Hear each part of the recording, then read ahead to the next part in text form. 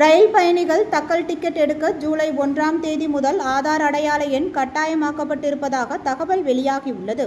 இது தொடர்பாக ரயில்வே வாரியம் வெளியிட்டுள்ள அறிக்கையில், அவசர கால ரயில் பயணங்களுக்கு உதவ தக்கல் மற்றும் பிரீமியம் தக்கல் முன்பதிவு முறையை பயன்படுத்தலாம் எனவும், மொத்த டிக்கெட்டுகளில் 30% தக்கல் முறைக்கு ஒதுக்கப்படுவதாகவும் தெரிவிக்கப்பட்டுள்ளது.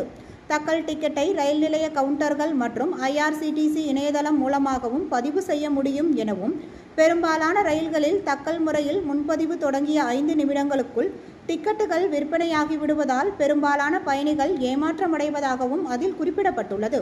மேலும் தக்கல் முன்பதிவு முறையில் முறைகேடு நடப்பதாகவும், அடிக்கடி தொழில்நுட்ப கோளாறு ஏற்படுவதாகவும் பயணிகள் தொடர்ந்து புகார்கள் தெரிவித்து வந்ததாகவும் அதில் குறிப்பிடப்பட்டுள்ளது.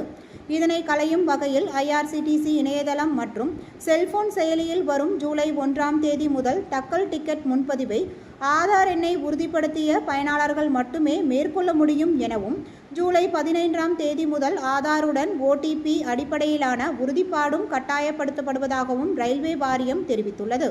மேலும் ரயில்வேயால் அங்கீகரிக்கப்பட்ட முகவர்கள் தக்கல் முன்பதிவு தொடங்கும் நேரத்தில் முதல் 30 நிமிடங்கள் முன்பதிவு செய்ய அனுமதிக்கப்பட மாட்டார்கள் எனவும், அதன்படி குளிர்சாதன பெட்டிகளில் காலை 10 முதல் 10:30 மணி வரையும், 2ஆம் வகுப்பு தூங்கும் வசதி கொண்ட பெட்டிகளுக்கு காலை 11 முதல் 11:30 மணி வரையும் பொதுமக்கள் மட்டுமே டிக்கெட் முன்பதிவு செய்ய அனுமதிக்கப்படுவார்கள் எனவும் ரயில்வே வாரியம் தெரிவித்துள்ளது.